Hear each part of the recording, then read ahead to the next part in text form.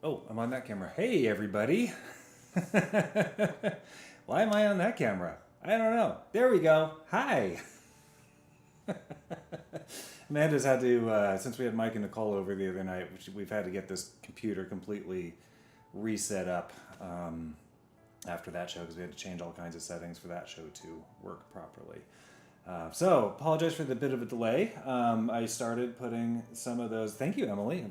I like the shirt too. I started putting some of those note names in the chat so you guys wouldn't get bored. You can get a little preview of what's coming. You know, an F and a C and an A flat and stuff. Yeah. So anyway, this is well, since I was playing last Wednesday on Amanda's show, that's why I postponed my show from Tuesday because I just hadn't had much in the way of prep time to figure anything out for my show. So I was working on stuff for Amanda's show. And, well, wouldn't you know it, but that trend continued on into tonight. So I've put together a program of stuff I've played before, stuff I am bravely attempting after many years of not having played it, but used to play it regularly, and a couple things that I think I've probably never really... One?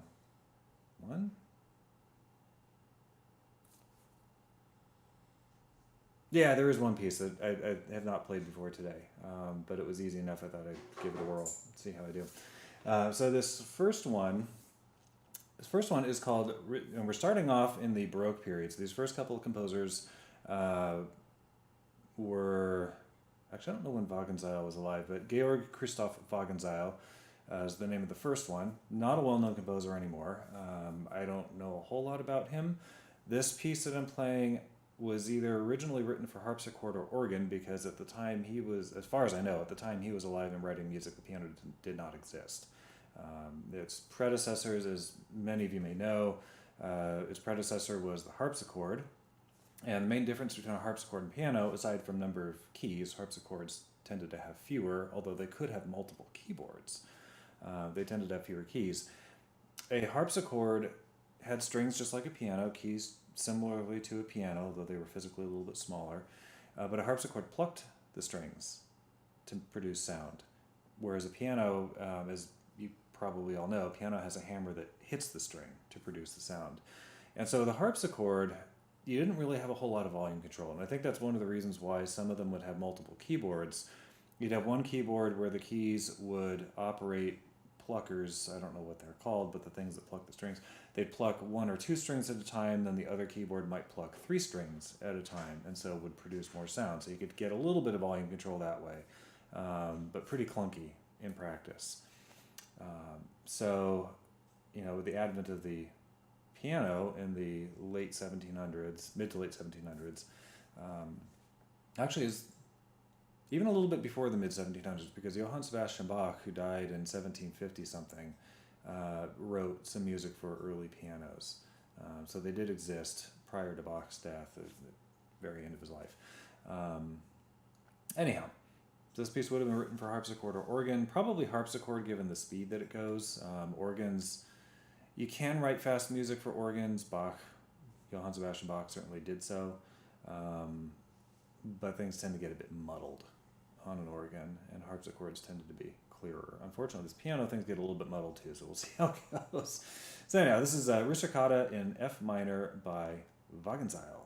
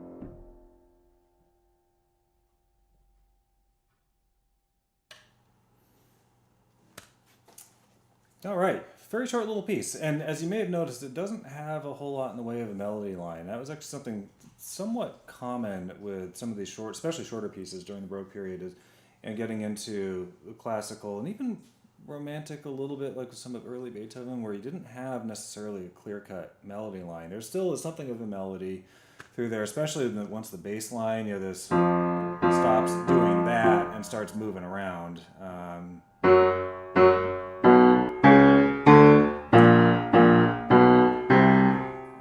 It sounds a little weird on its own, but as it starts moving around, it creates something of a melodic effect, even though it's really just a bunch of chords.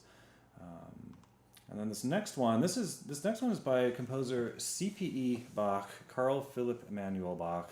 It's one of Johann Sebastian Bach's many, many children. He had quite a few, a number of whom went on to become highly regarded composers in their own right.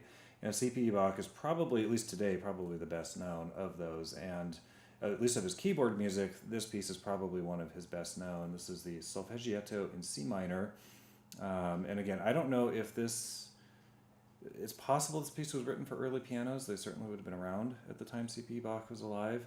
But it's equally possible it's written for harpsichord. I don't know offhand. I didn't think to research it before the show. So here we go.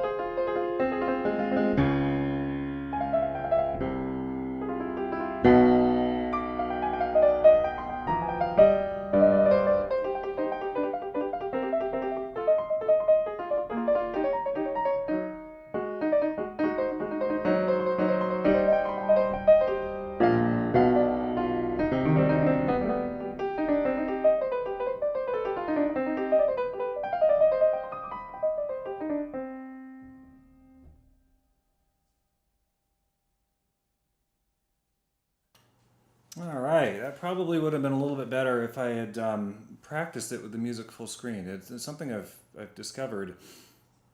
Uh, if I have just like my normal Acrobat window and I haven't made the music full screen to get rid of the menu bars and stuff, things appear in very different places on the monitor. And what I found is once I get used to looking at a certain spot on the screen, that's where I look. And so if I've made it bigger, then suddenly the thing I need to look at is in a different place. I'm like, oh my God, where am I? So just goes to show it's wise to pay attention to one's setup when one is practicing, so one doesn't change it during the performance. Now this next one's a very short piece. There's actually two different versions of it. I think it's so short, I'm just going to play both of them back to back. Because it's my criticism of this piece. It's a really, really pretty piece, but it's too short. It's only 1 page long. This is by I think he was Czech, composer by the name of Zdeněk Fibich. Don't know if I'm pronouncing his name correctly. Probably not. He lived from 1850 to 1900, so he was a late Romantic period composer, Romantic period being more or less the 19th century. And this is out of, he was mostly, I think, an orchestral composer. He wrote some piano music. He has several books of short character pieces. I think he called them Moods and Impressions. This particular piece is called Poem. This is out of his, I want to say, fourth book. It's Opus 41. This is number 27 out of that book. That's just a whole bunch of very short little pieces. I haven't explored them too extensively, but yeah, this is a cool one. So I'm going to play two versions of it, two different keys. The first one is in B flat major. It sounds like that. The second one is in D flat major. It's down there, so it's a little bit different sounding. And I think this is where it gets weird, because this first one I have labeled as Opus 39A. The second one I've labeled as Opus 41. So somewhere in there, there's probably an orchestral or chamber music version of this piece that maybe got transcribed back to a piano piece, and maybe the other one was a piano piece all along. I don't know. It's kind of odd, but they are a little bit different from each other. So this is one after the other, poem by Fidik.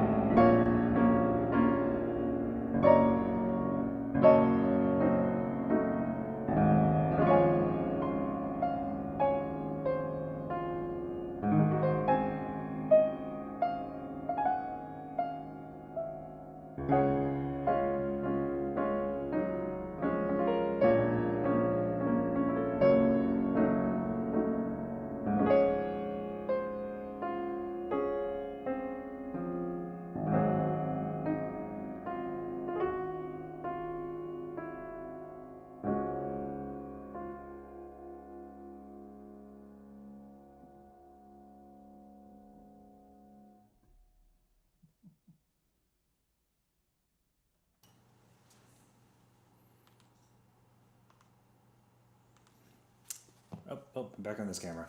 All right, I just saw the thing that Zach put in the chat. The thing that plucks the strings on harpsichord are called jacks. Well, thank you, Zach, for looking that up. I had no idea that's what they were called. I figured they were called something. Pluckers is just kind of dumb. That's a Zach jacket.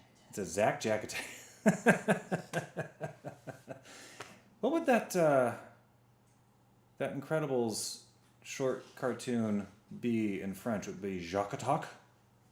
But it's two of them. Jacques. Jacques Talk Talk. Jacques TikTok? I don't know. Yeah, Mom said she likes the second one better. I actually like the second one better too. It's much bigger. It's much grander. The chords and the intervals. There's more notes you have to hit on the keyboard.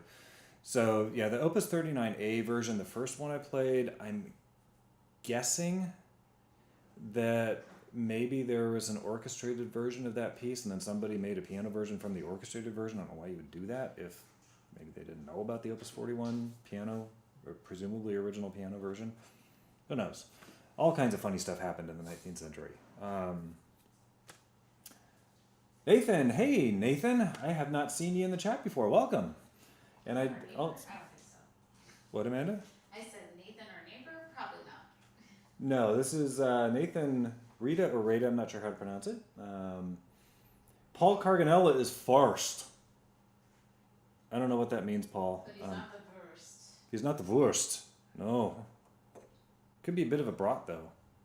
The bratwurst. Anyway. Enough with the sausage jokes.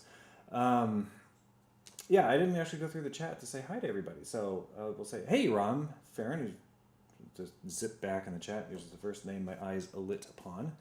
And Dari and Emily. Dave Hill is here. Diana Nicole, hello. Angelica, I think you were the first in the chat tonight. Angelica. Amanda's over there singing Hamilton. Hello, Diana Nicole. Or did I just say her name? I may have. Anyway. Zach, hello, hello. Let's see who else. Hey, Susan. And I don't know if Amanda's got it ready yet or not. You do. I saw a super chat, well, Yeah, I call modern day and age version of super chat come in from Susan Kuhn. Let's see, let me. I will transition that screen now. Okay, she's transitioning the screen now so I can actually see it on my iPad over here. It's amazing how many devices it takes to do these shows. Thank you, Susan. Damn 727, Banana Man 729. Yes, that was a really fun show this past Wednesday. If you haven't seen the Damn show that we did, David, Amanda, Mike, and Nicole. We had Mike and Nicole Pierce up here for the evening, and it was an absolute blast. The living room here was a rat's nest of wires and guitars and mixers and microphones and cameras, and it was all higgledy-piggledy. It was just, oof. You could not walk really 3 inches in this room without tripping over something if you weren't careful. So, But yay for show, yay for Susan.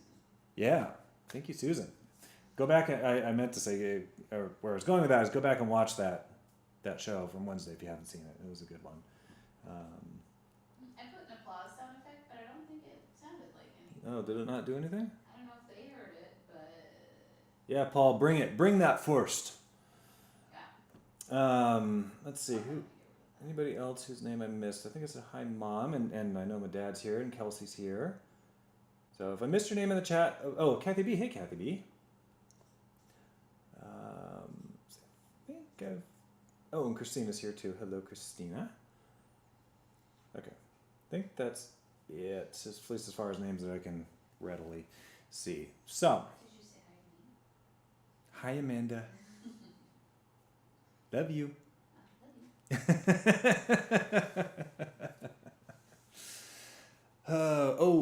Do you want to take Lucy's collar off? She hasn't done anything yet, but... Yeah, also we should have taken Lily out, so I might have to... Oh, okay. Well, I am going to play some a little bit longer. Okay, so Well, when that is. maybe not, actually. I'm not going to really play anything super long tonight.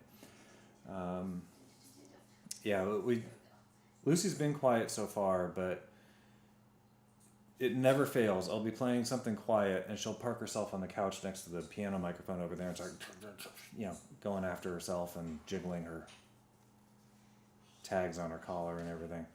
Every time. All right, so progressing. Oh, I just saw Emily. How is Lily doing? Lily's doing really well. She's pretty much back to normal. We're still keeping her in her crate. We're letting her out more and more, but we're still keeping her in there mostly on crate rest until Sunday. And today we had to go out and buy a bunch of short little plastic picket fence pieces to line the upper part of our backyard so she doesn't jump up there, because that's how she injured herself the couple times that she's done that. So those are going to be fun. I'm going to be setting those up this weekend, so hopefully it'll be a visual deterrent so she won't jump anymore, and we'll have a couple of ramps for her. But yeah, she's doing well. She can't wait to get out of her crate and stay out. She's really excited every time she comes out, and feel really bad putting her back in. But vet said 2 weeks, so we're doing 2 weeks. All right. Next, Amanda's over there taking pictures of Lucy. Amanda looks thrilled. Lucy whatever the 180 opposite of thrilled is what the expression Lucy has on her face. No, she's fine. Lucy puts up with it, and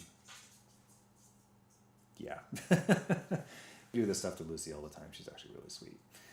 All right, this next piece, I've actually we'll see how I do on these, because one of these I haven't played in a very long time, and is more difficult.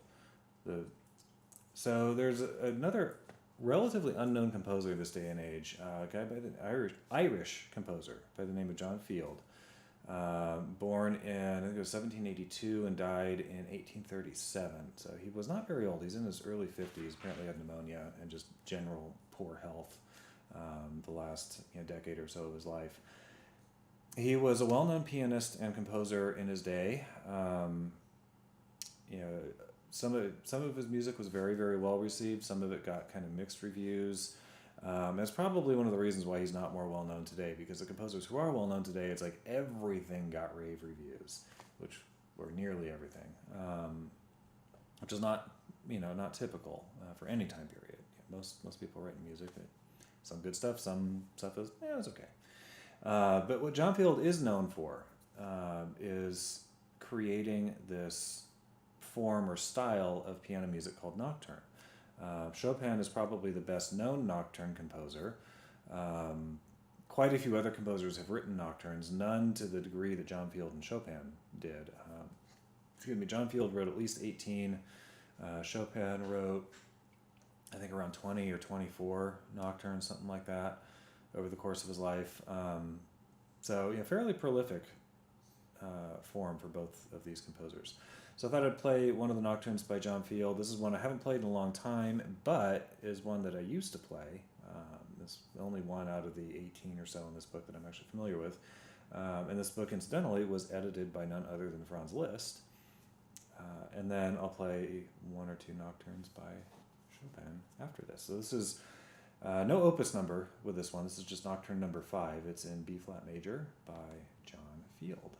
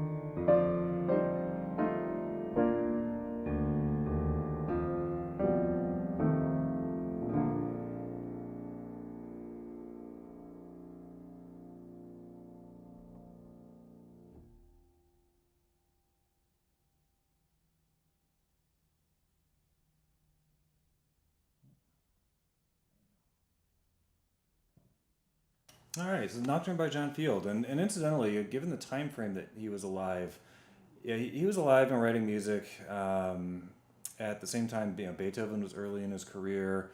Very, very different sound from Beethoven. Field really sounds a lot more like Chopin and Mendelssohn and Liszt and some of those later composers who really built on the style that Field developed. Now this next one, this is a much more difficult piece by Chopin that we'll see how I do. It's really, really pretty, and I chose it because it, to my ear anyway, it has a lot of similarities to the piece I just played. So I wanted to kind of show, try and show that connection between these two composers. This is Chopin's Nocturne in D. That's weird.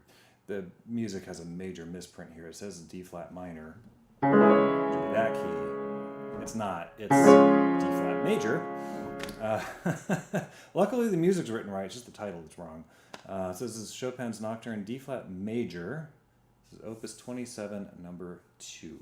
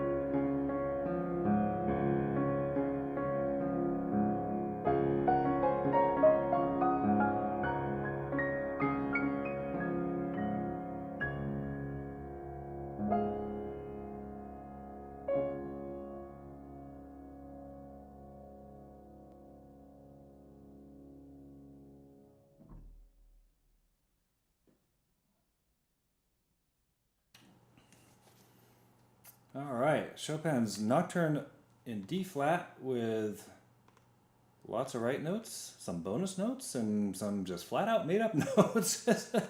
that was a cool. No pun intended on the band name, although it should be Coldplay. I have not played that piece in a really long time. A fact which came to the forefront of my mind right after I started. I was like, "Oh crap, what am I doing?" Yeah, obviously that is a challenging piece. If it's played correctly, it's very graceful, very fluid, and you have no idea just how difficult it is. Yeah, I got notes. I got lots of them, lots. So many the composer didn't even write them all, including me. Anyway, next up, this is a piece I am much more familiar with than that one. This is another Nocturne by Chopin. This is Opus 48, number 2, so a little bit later in his life. The other one is Opus 27. And I've played this one on my show at some point before. This is the piece that taught me how to play 3 against 2. Where I think I've said this before, where a three pattern, triplet pattern, would be something like. And then in the right hand, you'd have.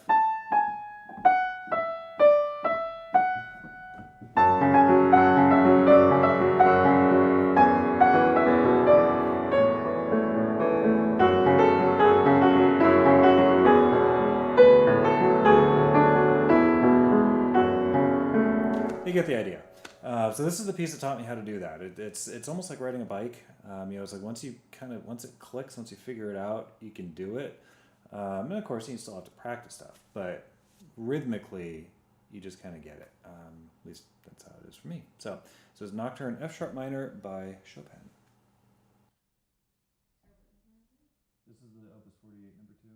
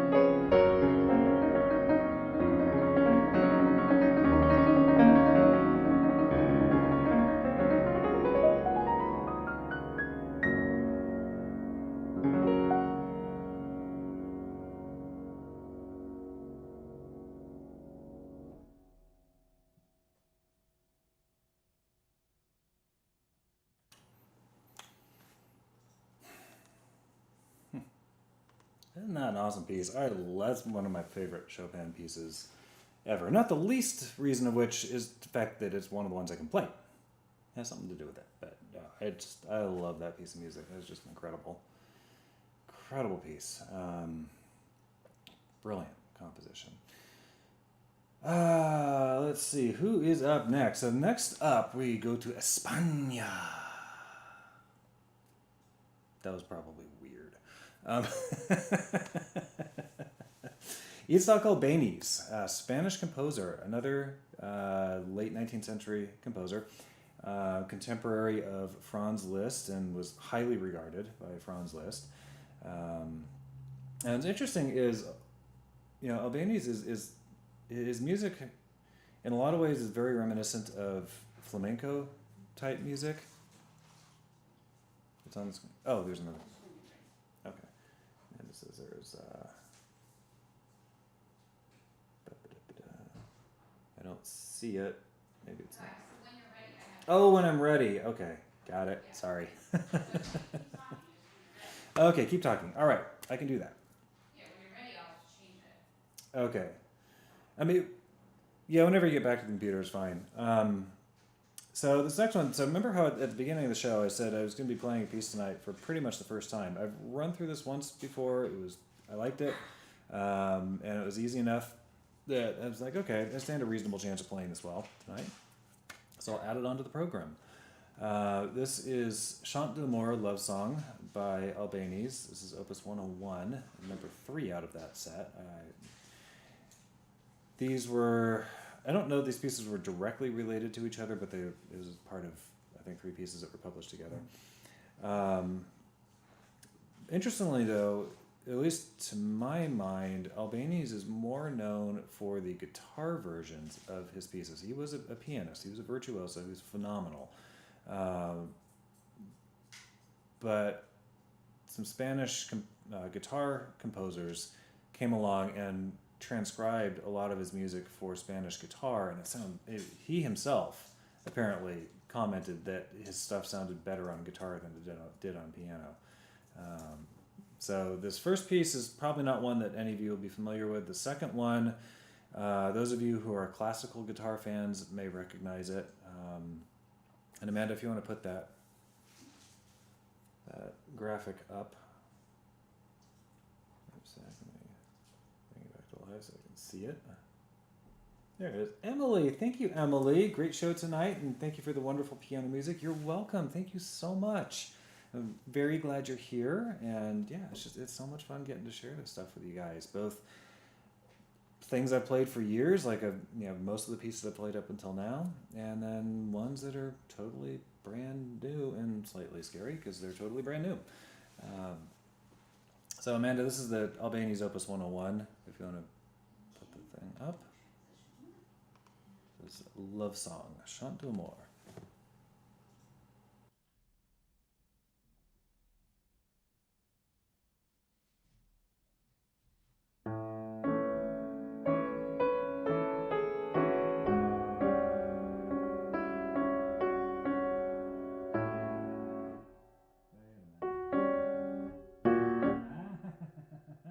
Try that again.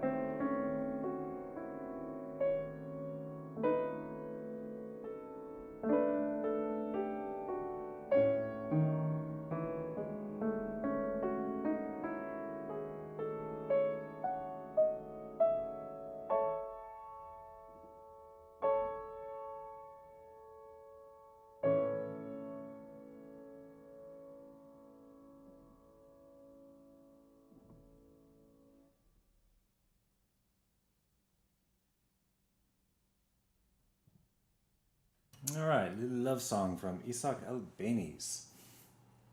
Now, I mentioned prior to that piece that the next one by Albéniz is one that any classical guitar fans out there might recognize this one.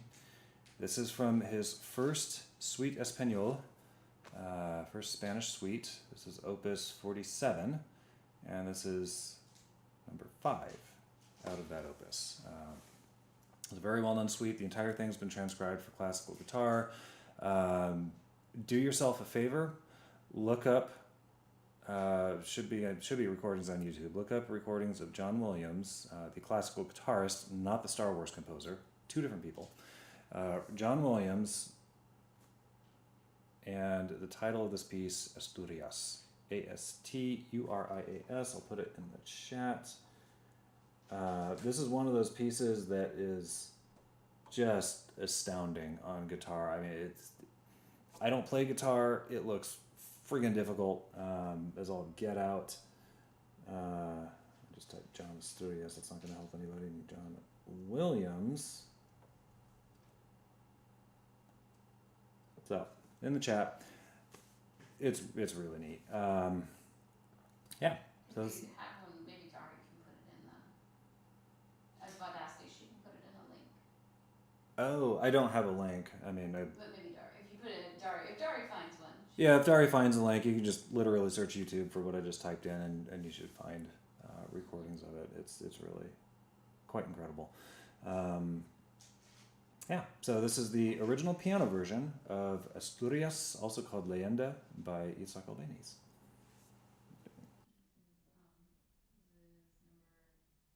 This is Opus 47, number 5.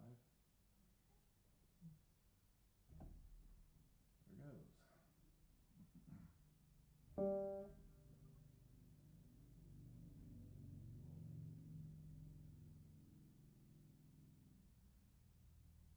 I had to wait for a motorcycle to go by.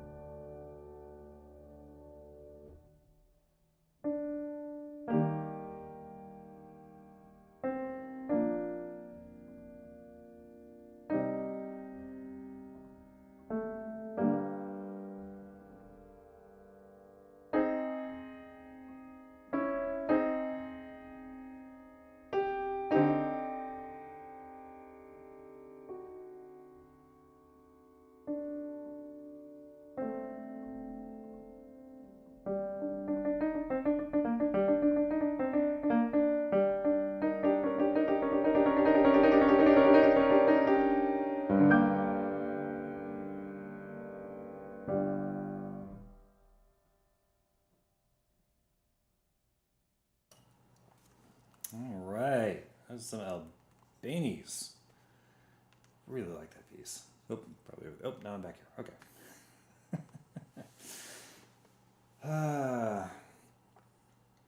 Yeah, Mom, you're exactly right. That would definitely be played on classical radio, either the piano version or the guitar version. Yeah, that's a really cool piece. So it's so Spanish too. I mean, just couldn't be anything else. All right, a few more for you guys tonight. Wow, it's been going. I've been playing shorter stuff tonight, getting through all of it in a more reasonable amount of time. All right, this is another one that I decided to play today. This is a piece that I have played a bunch in the past. I've not really played it much recently. This is by another, I'm playing a bunch of stuff by relatively obscure composers tonight. This is another late 19th century composer by the name of Joachim Raff. R-A-F-F is the last name. He was a contemporary and actually a student of Franz Liszt. Concert pianist and fairly prolific composer. His stuff is not very well known today. I think probably because it sounds very similar to music by other better known composers from the time period. Raff was not a bad composer by any means. I think he was quite good.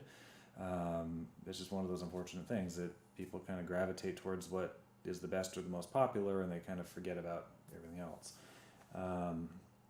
So this piece I'm going to try tonight is an etude. Etude is a French word which literally means study. In the context of musical compositions, it is typically a solo instrument work, and it typically explores a particular technique of playing that instrument. In this case, the technique is maintaining what I hope will be a clear melody line over a very busy accompaniment pattern. This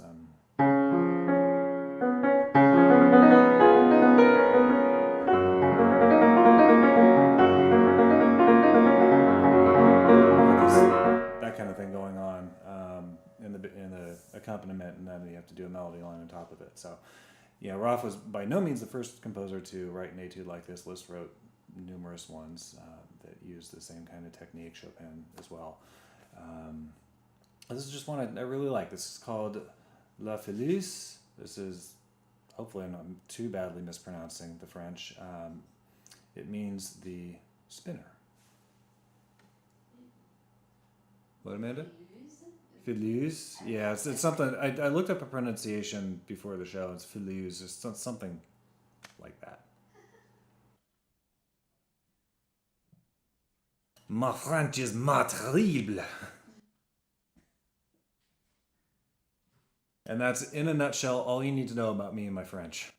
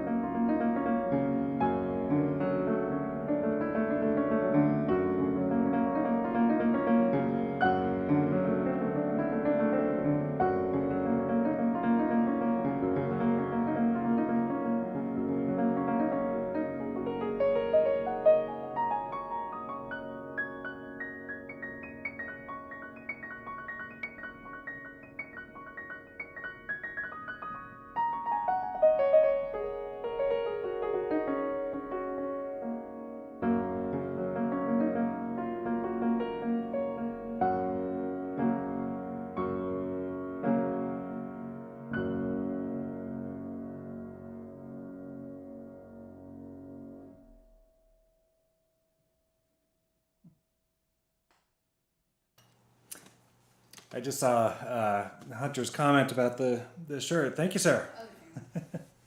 Oh, was I what? Other camera. Oh, other camera. Okay. Yes, I love the shirt. Actually, it's funny, Hunter. You and Emily. I don't know if anybody else commented on it in the chat, but Emily did earlier. Amanda and I are actually both wearing our Lost in the Minute T-shirts today. Not planned. We just both happened to pull our respective shirts out of the closet, and we're both wearing the right ones. I'm wearing mine. She's wearing hers. So yeah. Fit you. What, Amanda? Mine wouldn't fit you.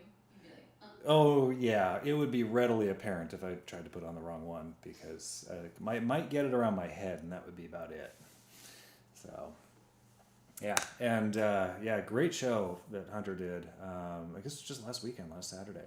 That was an absolute blast, man. That was a great show.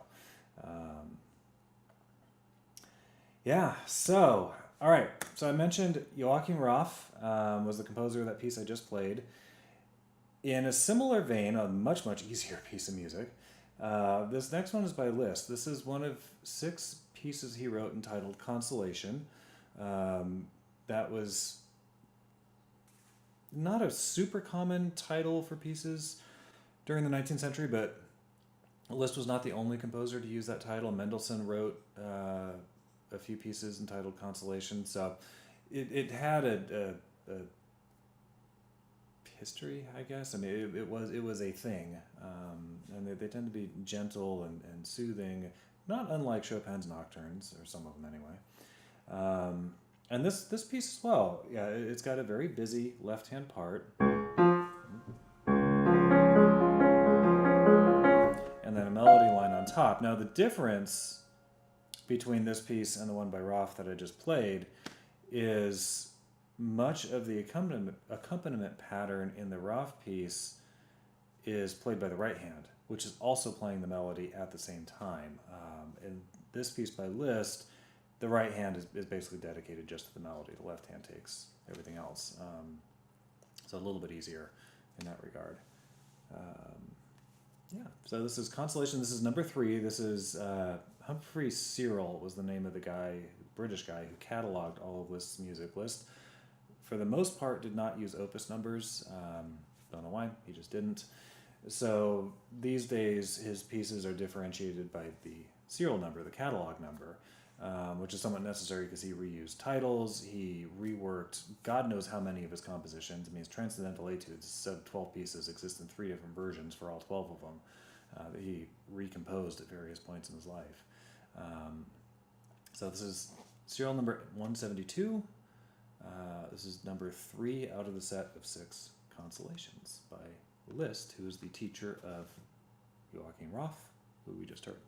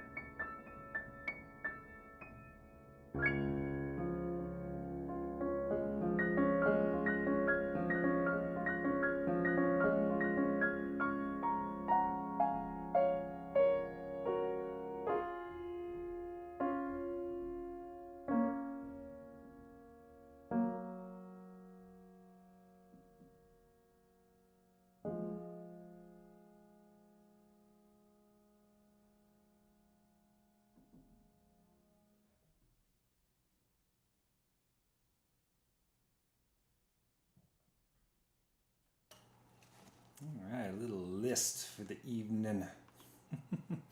One of my favorite pieces, and not unlike some of the stuff by Chopin, partly because I can, play it. I really, really love that one. Got a couple more for you tonight. This first one is one I believe I played on the show before. It was by Rachmaninoff, one of the, unfortunately, relatively few pieces by Rachmaninoff that I can actually play. Most of what he wrote is phenomenally difficult to play. There's the people who can play Rachmaninoff. Depending on the composer you're looking at, you get into successively smaller groups of people who can play them. Rachmaninoff is definitely a list as well, or definitely towards that end. Not many people can play everything that they wrote. Lots of people like myself can play a few things here and there, which I do with reckless abandon.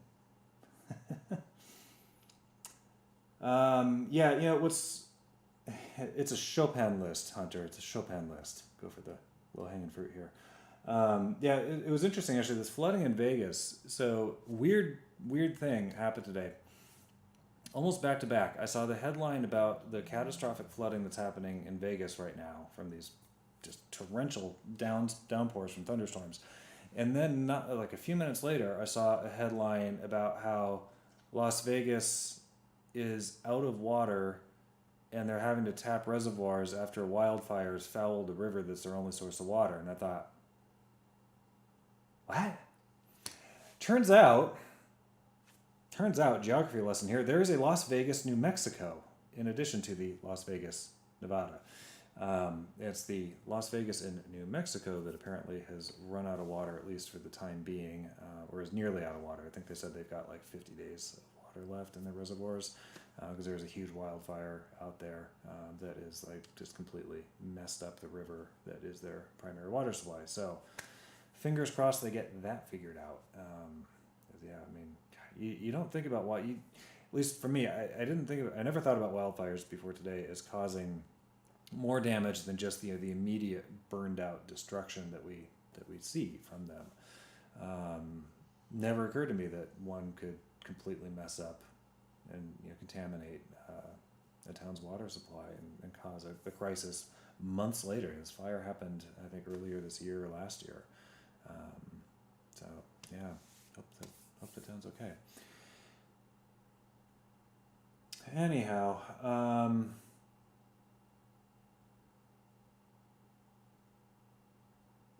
man who made the grade. I have no idea what Amanda's talking about there.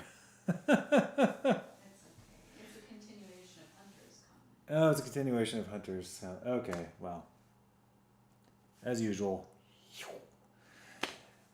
All right, so this is Rachmaninoff. This is Prelude number 12, Opus 32, number 12. Excuse me, in G sharp minor.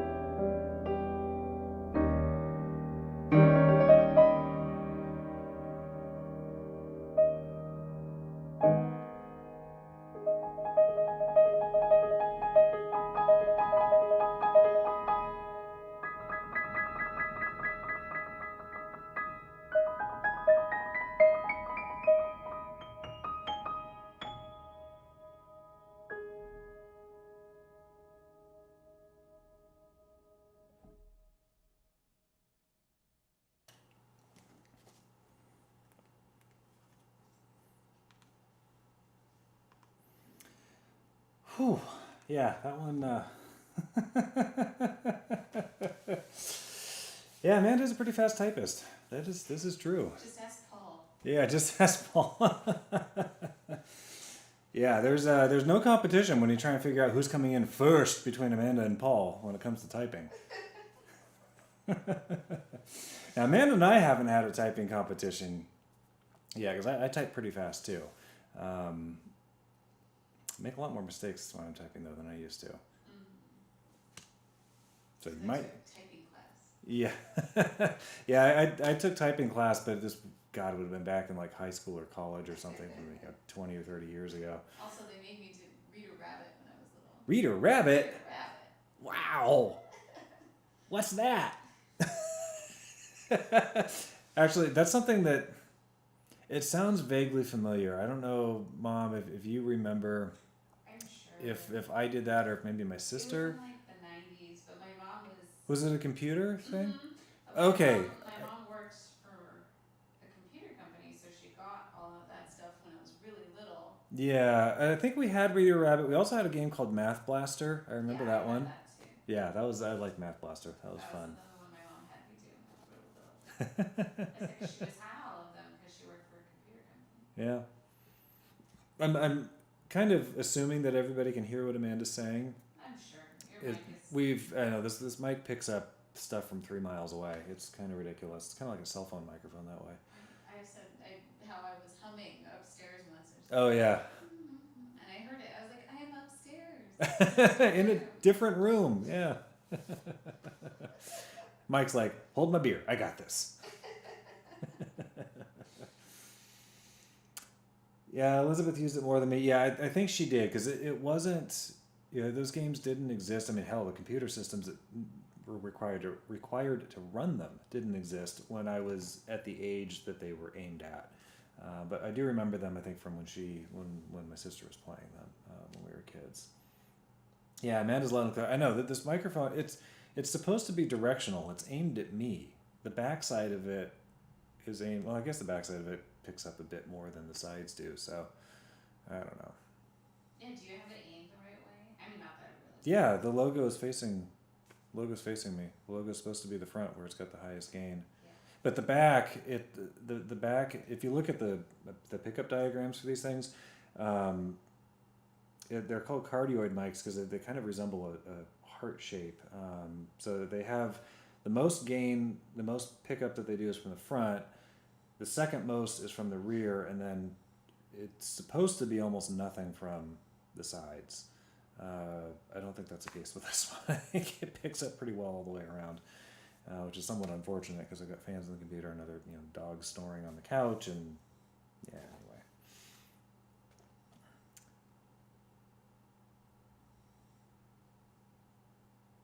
All right, sorry, trying to read the chat. I can hear Don't have any idea what's going on there.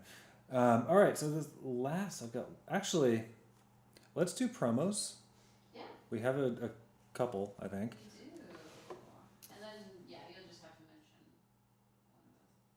one of those. Okay, so first up, I can kind of see on the screen over there. So first up, we've got In the Cove, which is tomorrow, Saturday.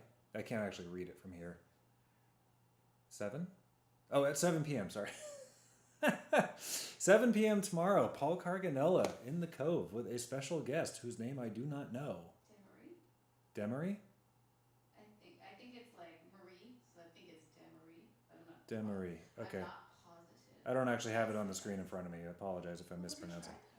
It should be up by now. Oh, I wasn't looking at the... Okay, here we go. Let's look at live. There we go. Oh, okay. The one in which we meet Demery. Hopefully I'm pronouncing that correctly. All right, that'll be 7 p.m. tomorrow night. Can't wait for that. And then we have... It's taking a sec for this to update on my iPad here to the next one.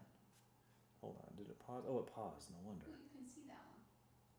Oh, right, Gaming with Dari, episode 3 of Gaming with Dari. This will be this coming Tuesday night. It's less than a week away now because we're on Friday. We're pretending it's Tuesday, but we're really on Friday. Yeah, it should be fun. Has Dari publicly announced what she's doing? I don't know. Okay. But give it like 10 seconds. 10 seconds. 9, 8, 7, But they're gonna be 6, after. 5, 4. All right.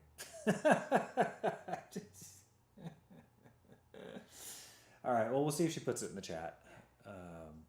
Oh, wait, and that was at 7:30, right? Or is it 8 o'clock?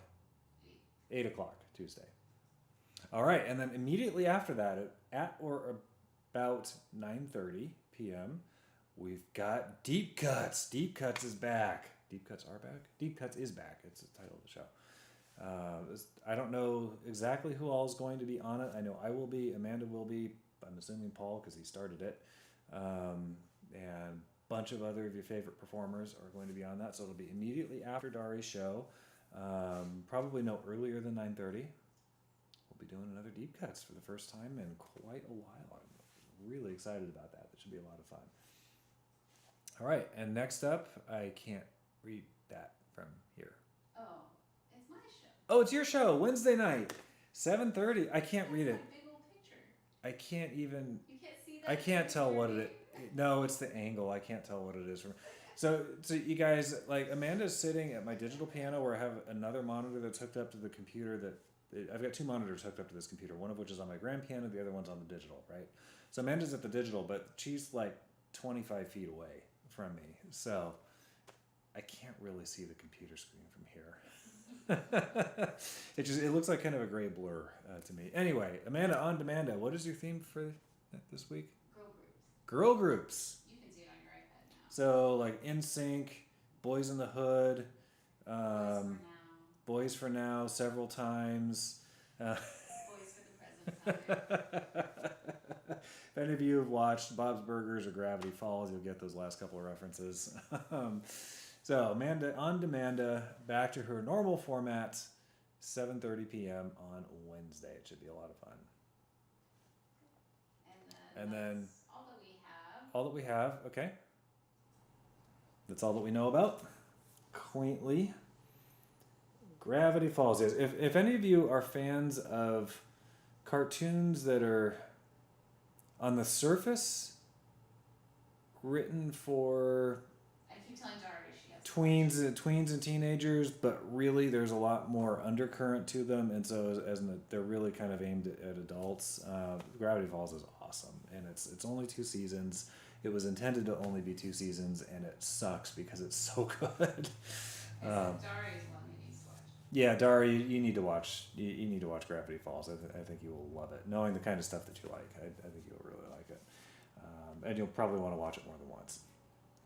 I already want to watch it again. We just finished watching it. It's kind of become one of our summer regular shows, and unfortunately, we usually finish it in like 3 days. It's just like, shoot, now what do we watch? But pretty close. Yeah, more like a week, but yeah, it goes quick. Anyhow, yeah, Pam, I made up at least 2 of those boy groups that I rattled off there. Actually, let's see, who's some girl groups? Spice Girls is probably the obvious one. I don't really know of any others. You'll have to wait and see. I'll have to wait and see. All right, well, the suspense. The suspense. All right, I've got, I think I'll do 2 more things. I think I'll improvise something because I haven't done that in a while. And then I've got one more piece I'll play after that. So, yeah, let's see what I come up with.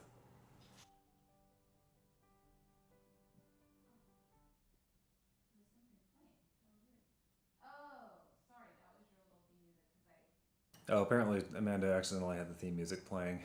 Yeah. OBS is fun. It's because I switched screens, so it's like, hey, I'm gonna start that music again. All right.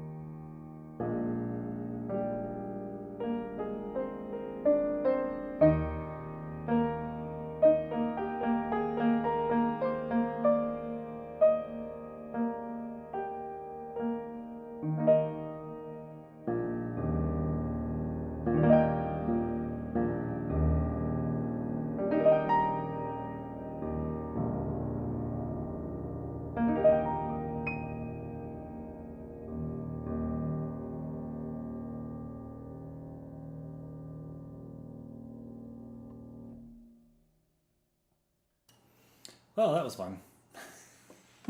Hope you guys like that. Yeah, it's fun. I mean, sometimes I'll just do that. Yeah, just sit down and just make something up. Can't hit a wrong note. Usually no idea where it's going. Sometimes comes out well, sometimes thankfully, I don't think I've had a bad one on any of my shows. Managed to avoid that. Thanks for the shoes, Mom. All right, now this last one. This is one that I know Amanda and Paul is their favorite piece on the face of the earth. Aside, of course, from my own compositions. I was gonna say that, and then I have a couple of them. Yeah, I know. That's one of mine. It's one of her favorites. You Yes, get I like the Je m'appelle. oh, Vaudacity. Yes, those are very pretty too. Well, you guys are gonna know this. She'll put the title on the screen. This will close out the show for the evening. Yeah. I wonder if Paul's still. I don't know. I hope so.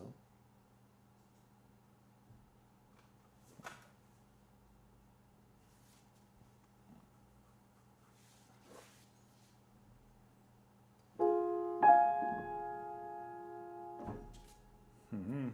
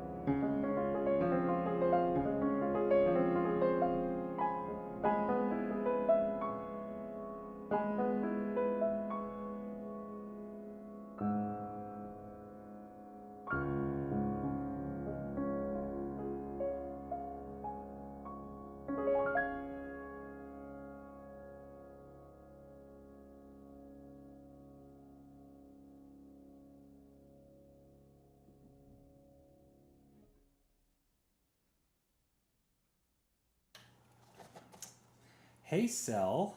I just saw you in the chat there.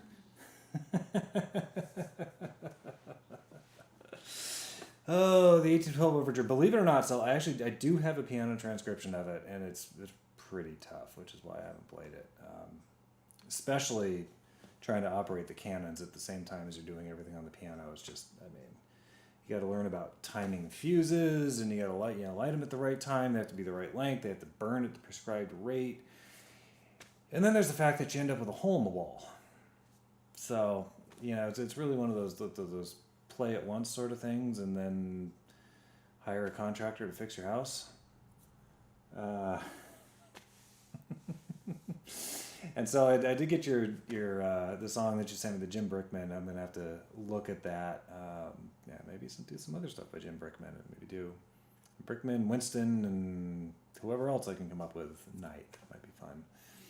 So thanks everybody. Oh, Flight of the Bumblebee. Yeah, I have a transcription of that too. The only one that I can really play is the one that Rachmaninoff did, and I have not even looked at it in a very, very long time. That's one I might be able to put that one together for one of these shows. I mean, really, it's just kind of that's like that's oh, sorry, that was really loud. I apologize. Yeah, I don't know about anybody else. Forgot about the fact that the vocal mic super picks everything up. Especially those high notes. Yeah, sorry. Anyway, you get the idea. Flight of the Bumblebee. What? Oh, hold on. Time out. We got. Okay, waiting for it to come up. David. Thank you, Sal. David. Yeah, David. Maybe it's David. I'm really actually named Brian, so I just go by David. Yeah. Anyway, thank you, Sal. Nom de plume. Yes, I have many plumes on my nom. Your nom.